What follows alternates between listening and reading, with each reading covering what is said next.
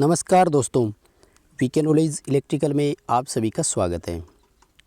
दोस्तों, competition exam के previous paper हम सोल्व करवाते आए हैं आपको, और ये paper Andhra Pradesh electricity power distribution company limited में एनर्जी असिस्टेंट या जूनियर लाइनमैन ग्रेड सेकंड का पेपर है। ये दोनों एक ही पोस्ट होती है, एनर्जी असिस्टेंट या जूनियर लाइनमैन का। साथियों, इसमें टेक्निकल के यानी अपनी इलेक्ट्रीशियन की ट्रेड थ्योरी से टोटल 80 क्वेश्चन आए थे। 10 अक्टूबर को ये एग्ज़ाम हुआ था। 10 अक्टूबर 2021 का ये पेपर है, और पार्ट 1 में 1 से लेकर 25 तक क्वेश्चन हम सॉल्यूशन आपको करवा चुके हैं, और आज की इस वीडियो में हम क्वेश्चन नंबर 26 से 50 तक बात करने वाले हैं। नेक्स्ट आपको 51 से लेकर 80 तक 30 क्वेश्चन तीसरे पार्ट में मिल जाएंगे।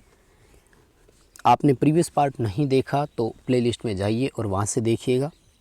थर्ड पार्ट के लिए थोड़ा सा वेट करें, चैनल को सब्सक्राइब करके रखें, नोटिफिकेशन बेल आइकन प्रेस रखें। जब भी थर्ड पार्ट अपलोड होगा आपके पास नोटिफिकेशन आ जाएगा। निवेदन रहेगा सभी क्वेश्चन देखना, एक्सप्लेन करने का तरीका पसंद आए तो वीडियो को लाइक ज़रूर करना। हो सके तो अपने दोस्तों को इसे फॉरवर्ड कर दीजिए ताकि कंटेंट उन तक पहुँच जाए और हमारा भी चैनल थोड़ा सा आगे बढ़ जाए। हम 100K के बहुत नज़दीक हैं। दोस्तों, 25वां क्वेश्चन लास्ट पेपर में मैंने सॉल्यूशन करवाया था, और ये है वो 25वां क्वेश्चन, आप स्क्रीन से देख सकते हैं। आज हम 26वें क्वेश्चन से शुरुआत करेंगे, जहां क्वेश्चन नंबर 26 में हमसे पूछा गया है कि हिस्टैरिसीस लूप का डायग्राम हमें दिखाया गया है, ओ से लेकर ए तक के बीच की दूरी को क्या बोलते हैं। साथियों, आपको एक बार पूरा मैं आपको ये ग्राफ बता देना चाहूँगा। हम इसे BH कर्व के नाम से जानते हैं। इससे किसी भी पदार्थ में कितनी हिस्टैरिसीस हानि होगी इसका पता हमें लग जाता है। H जो होता है इसको हम आरोपित चुंबकीय बल बोलते हैं, और यहाँ B का मतलब होता है पदार्थ का चुंबकित होना। वैसे तो B चुंबकीय फ्लक्स घनत्व का प्रतीक होता है टेस्ला या वेबर प्रति वर्ग मीटर में, लेकिन यहाँ B का मतलब है पदार्थ कितना चुंबकित हुआ, और जितना हम बल लगाते हैं पदार्थ उतना चुंबकित हो नहीं पाता है, यानी पदार्थ का पीछे रह जाना, पिछड़ जाना ही हिस्टैरिसीस कहलाता है। खैर, इस पर मैंने डिटेल से एक थ्योरी की क्लास दी हुई है, आप उसे जाकर के ज़रूर देखिएगा, मैग्नेट वाले चैप्टर में मिलेगी। आइए दोस्तों बात करते हैं। देखो, सबसे पहले हमने O से शुरू किया या 0 से शुरू किया, ये यहाँ तक पदार्थ चुंबकित हुआ, और ये जो पोजीशन है ना, मान लीजिए मैं यहाँ पर X लिख दूँ तो ये कहलाता है सैचुरेशन पॉइंट, संतृप्त अवस्था कहलाती है। उसके बाद मान लीजिए कि मैंने वापस आरोपित चुंबकीय बल को हटाया तो पदार्थ डीमैग्नेटाइज होना शुरू हो गया, और इस बिंदु तक डीमैग्नेटाइज हुआ। मान लीजिए मैं यहाँ पर Y लिख देता हूँ दोस्तों, तो O से Y तक की दूरी है ना, ये कहलाती है रेजिडुअल मैग्नेटिज्म, हिंदी में बोलते हैं अवशिष्ट चुंबकत्व। अब इस अवशिष्ट चुंबकत्व को हटाने की जो प्रोसेस होती है उसे हम डिगेजिंग बोलते हैं, मैग्नेटिक डिगेजिंग, और उसके लिए जिस बल की हमें आवश्यकता होती है उसे कोअर्सिविटी फोर्स बोलते हैं, जो O से लेकर A तक की दूरी है। हिंदी में इसे निग्राहिता कहा जाता है, इंग्लिश में कोअर्सिविटी बोलते हैं। 3 नंबर आपका ऑप्शन रहेगा। उम्मीद करता हूँ कि आपको इसमें अच्छे से क्लियर हो गया होगा क्वेश्चन। चलिए 27वें क्वेश्चन की बात कर लेते हैं। चुंबकीय प्रतिश्रम, रिलक्टेंस की यूनिट पूछी है तो एम्पीयर टर्न प्रति वेबर में होती है ना, बहुत ही सिंपल सा है, सी उत्तर हो जाएगा। और ट्रांसफार्मर की वाइंडिंग में जो EMF प्रोड्यूस होता है वो किसका एग्जाम्पल है, तो दोस्तों वो स्टैटिक इंड्यूस EMF कहलाता है। 2 नंबर ऑप्शन आएगा, क्योंकि प्रेरित EMF 2 तरह से होता है। अगर फैराडे के नियम की बात की जाए तो प्रेरित EMF के 2 प्रकार होते हैं, जिनमें से एक को बोलते हैं स्टैटिक इंड्यूस EMF, दूसरे को बोलते हैं डायनेमिक। जनरेटर चाहे AC का हो या DC का हो, उसमें प्रेरित EMF डायनेमिक होता है, और ट्रांसफार्मर और इंडक्शन मोटरों में जो इंड्यूस EMF होता है वो स्टैटिक इंड्यूस EMF कहलाता है। 2 नंबर आंसर रहेगा। अगर जनरेटरों के लिए होता तो A ऑप्शन के साथ जाते। अगला सवाल, सेल्फ इंडक्टेंस का जो कोफिशिएंट यानी गुणांक होता है वो किस बात पर निर्भर करता है, वो रिलेटिव परमेबिलिटी पर निर्भर करता है, ठीक है ना, सापेक्ष चुंबकशीलता का मान कितना था। अगला सवाल है कि वह प्रक्रिया क्या कहलाती है जिसमें रासायनिक परिवर्तन होते हैं to flow an electric current through a liquid और ए सॉल्यूशन, यानी किसी द्रव या किसी घोल में से जब धारा प्रवाहित की जाती है तो उसके रासायनिक गुणों में परिवर्तन हो जाता है। सी उत्तर रहेगा, इलेक्ट्रोलाइसिस बोलते हैं। वैद्युतिक अपघटन इसे कहा जाता है। सी ऑप्शन हमारा यहाँ पर बिल्कुल सही हो जाएगा। अगला सवाल है दोस्तों, इलेक्ट्रोलाइट शुष्क सेल में जो यूज किया जाता है फॉर्म ए मोइस्ट पेस्ट, यानी एक पेस्ट के रूप में लेते हैं, तो वो उसमें क्या मिलाया जाता है? बहुत ही सिंपल है ना, अमोनियम क्लोराइड होता है, NH4Cl होता है ना। शुष्क सेल में इलेक्ट्रोलाइट के रूप में जिस पेस्ट का उपयोग करते हैं उसका नाम क्या है, ये पूछा है। अमोनियम क्लोराइड होता है। अगला सवाल है कि बैटरी को ओवर चार्ज या ओवर डिस्चार्ज अगर करते हैं तो इलेक्ट्रोलाइट के तापमान में अचानक कमी या वृद्धि होने की कारण जो हमारे इलेक्ट्रोड्स यानी प्लेटें होती है वो बैंड हो जाती है, यानी मुड़ जाती है, तो इसे क्या कहा जाता है? तो दोस्तों इसे बकलिंग बोलते हैं। 4 प्रकार के दोष होते हैं लेड एसिड सेल में। सेडिमेंटेशन दोष होता है, अशुद्धियों के कारण प्लेटों का शॉर्ट हो जाना। प्लेटें मुड़ करके शॉर्ट होती है, उसे बकलिंग कहते हैं, ये ओवरचार्ज या ओवर डिस्चार्ज की वजह से होता है। सल्फेशन होता है लॉन्ग पीरियड तक डिस्चार्ज रखने की वजह से, ठीक है। और उसके बाद में एक और होता है, उसको बोलते हैं कोरोजन। नेक्स्ट हमारा सवाल है कि एन सेल है सीरीज में जुड़े हुए, प्रत्येक का EMF E है, आंतरिक प्रतिरोध स्मॉल r है और एक बाहरी प्रतिरोध R के साथ जुड़े हुए हैं ये। इस R में से धारा का मान कितना होगा? तो दोस्तों इसके लिए जो हमारा फॉर्मूला रहेगा ना, वो 2 नंबर उत्तर से ही है बिल्कुल, N × E, क्योंकि देखो कुल धारा ज्ञात करने के लिए फॉर्मूला होगा VT/RT। टोटल वोल्टेज चाहिए। सीरीज में कुल वोल्टेज के लिए फॉर्मूला क्या है? एक सेल की वोल्टेज इंटू सेलों की संख्या, ठीक है, तो N × E हो गया। और कुल प्रतिरोध में लोड प्रतिरोध प्लस आंतरिक प्रतिरोध जोड़ा जाता है, तो आंतरिक प्रतिरोध की सीरीज में जुड़े हुए ना, N × R हो जाएगा। तो 2 नंबर ऑप्शन आपका बिल्कुल यहाँ पर सही है, और हो सकता है ये आप भी कर सकते थे क्योंकि बहुत ईजी क्वेश्चन है।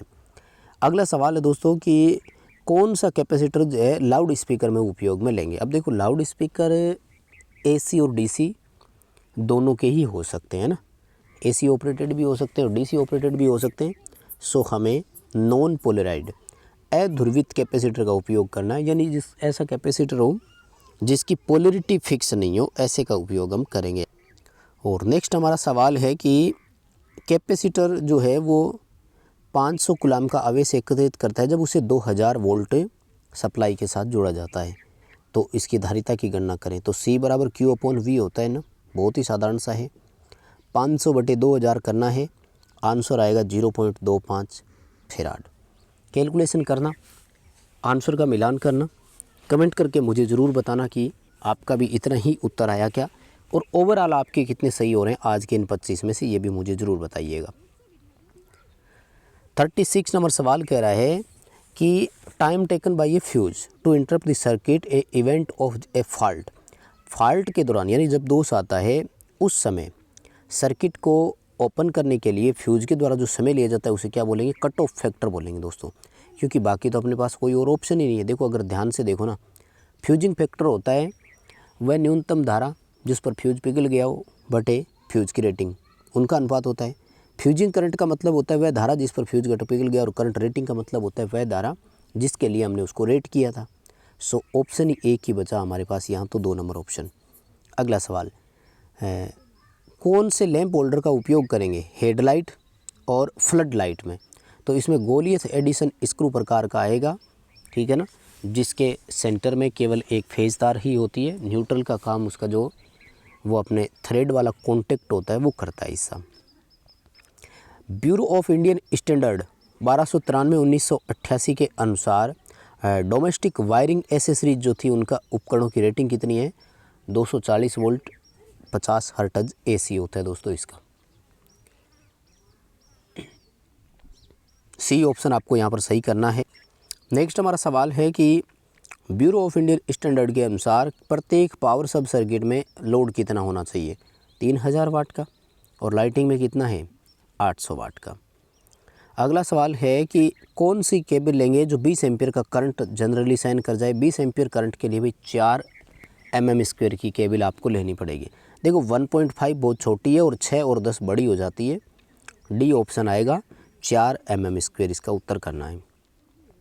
अगला सवाल है रेफ्रिजरेटर और AC में किस प्रकार की मोटर है? डबल कैपेसिटर मोटर आएगा, आप सभी को भी इसका उत्तर तो आता ही है।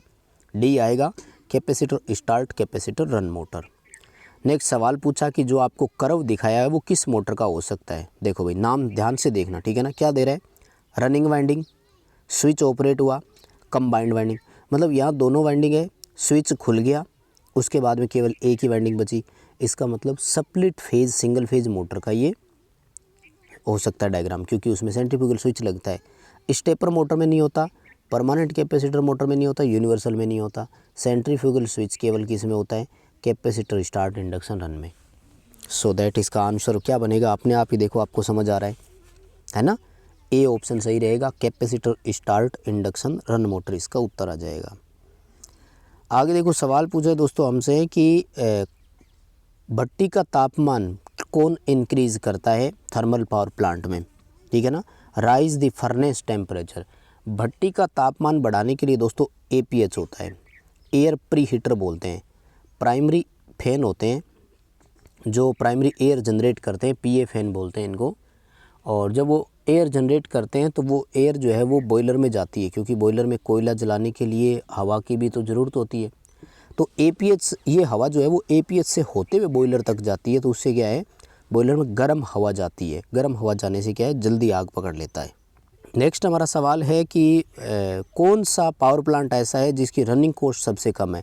देखो रनिंग कॉस्ट जो है ना, वैसे हाइडल की कम होती है, लेकिन हाइडल का ऑप्शन नहीं है, तो फिर यहाँ सोलर आएगा, क्योंकि थर्मल की बहुत अधिक है, न्यूक्लियर की बहुत अधिक है, गैस वाले की भी बहुत अधिक है।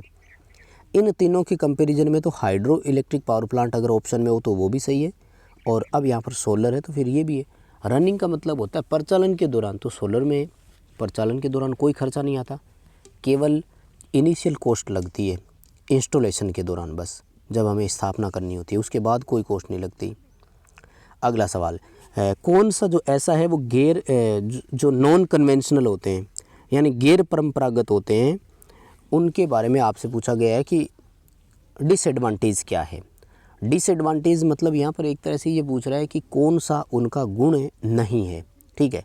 देखो मैं आपको पहले एक तो ध्यान रखना, जब रिलायबल पावर सप्लाई एक दूसरे के अपोजिट ऑप्शन होना, तो 100% कन्फर्म है कि उत्तर तो उन्हीं में से आएगा, क्योंकि दोनों गुण तो एक में नहीं हो सकते ना भाई, या तो वो रिलायबल पावर सप्लाई देंगे या फिर अनरिलायबल देंगे। लेकिन फिर भी देखो लो रनिंग कॉस्ट होती है, नो डाउट भाई, हाइड्रो आ जाए चाहे सोलर आ जाए, दोनों में ही परिचालन के दौरान हमें कोई पैसा खर्च ज़्यादा नहीं करना पड़ता, और हाई पोल्यूशन भी उनमें नहीं होता। तो ये तो गुण हो गए ना उनका, ठीक है। उत्तर आएगा ए, रिलायबल पावर सप्लाई। वो विश्वसनीय सप्लाई हमें नहीं दे सकते, अविश्वसनीय होते हैं। जैसे एक सोलर है, वो कभी भी धोखा दे सकता है। जैसे मौसम ख़राब है, वो तो उस दिन काम नहीं करेगा, और मौसम किस दिन ख़राब हो जाए ये हमें कभी पता नहीं होता। अगला सवाल, ट्रांसमिशन की अगर वोल्टेज बढ़ती है तो लाइन लॉस घटते हैं। ये तो लाइन ही मैंने रटवा रखी है, आपको कई बार बोला है। सीधा सीधा याद रखो, जब लाइन वोल्टेज बढ़ते हैं तो लाइन लॉस घटते हैं, सीधी सी बात है। हालांकि इसके कई सारे कारण हैं, मैं आपको बताऊं, क्योंकि एक्चुअली क्या होता है कि अपने जो है ना वो कांस्टेंट पावर पर वोल्टेज ट्रांसमिट होती है। जब वोल्टेज बढ़ेंगे तो करंट घटेगा, और करंट घटेगा तो I² × R, ये देखो लॉस कम हो गया, ठीक है। अगला हमारा सवाल है, कौन सा सर्किट ब्रेकर ऐसा है जो आउटडोर सब स्टेशनों में 22 से 66 kV के लिए काम में लेंगे। भाई इसके लिए ऑप्शन VCB है, ऑफिशियल आंसर की में दिया हुआ है, ठीक है। वैक्यूम सर्किट ब्रेकर आ जाएगा। आउटडोर एप्लीकेशंस के लिए पूछ रहा है, ये ध्यान से समझना। अगर सब स्टेशन की बात आ जाती है फिर ABCB काम में लेते हैं हम, ठीक है ना। अभी तो ए ऑप्शन ही करना है हमें। और नेक्स्ट सवाल पूछा है कि 415 वोल्ट का जो सप्लाई सिस्टम होता है उसमें घटक और रेसवे क्या होती है। रेसवे इस तरह के ऑप्शन बने होते हैं जिनमें से केबल गुजारे जाते हैं। डक्ट होती है जिसमें से केबल को गुजारा जाता है। उनके बीच में लगभग कितना गैप होना चाहिए, यानी घटकों के बीच में और रेसवे के बीच में, तो भाई ये होता है 10 सेंटीमीटर। और यहाँ पर इन्होंने ऑप्शन दिया है, तो फिर mm के हिसाब से 100 mm आपको उत्तर कर देना है। ए ऑप्शन यहाँ सही रहेगा।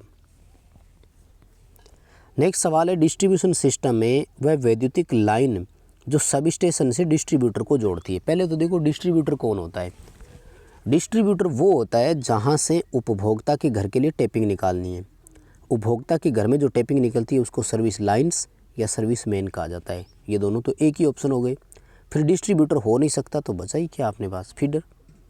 यानी जो एक सब स्टेशन से निकलता है हम उसे फीडर बोलते हैं।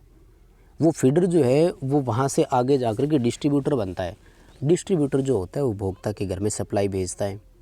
अगला सवाल है, डेड एंड पर किस प्रकार का इंसुलेटर काम में लेंगे? तो ये मैंने आपको कई बार करवाया है, और डेड एंड के लिए जो यहाँ पर है वो डिस्क इंसुलेटर आएगा, ठीक है। HT ओवरहेड लाइन की बात हो रही है। अगर LT ओवरहेड लाइन होती तो यहाँ अपन ऑप्शन करते सेकल इंसुलेटर का, और सेकल इंसुलेटर आपको यहाँ पर ऑप्शन ही नहीं दिया। तो बस दोस्तों यही थे आज के हमारे 25 क्वेश्चन। वीडियो को लाइक ज़रूर करना। डिस्क्रिप्शन में लिंक दिया हुआ है हमारा एंड्रॉयड ऐप, अगर आपने अभी तक डाउनलोड नहीं किया तो ऐप डाउनलोड ज़रूर कर लीजिए। इस वीडियो को दोस्तों को शेयर ज़रूर करें। हमारे चैनल पर आप नए हैं तो चैनल को सब्सक्राइब ज़रूर करें।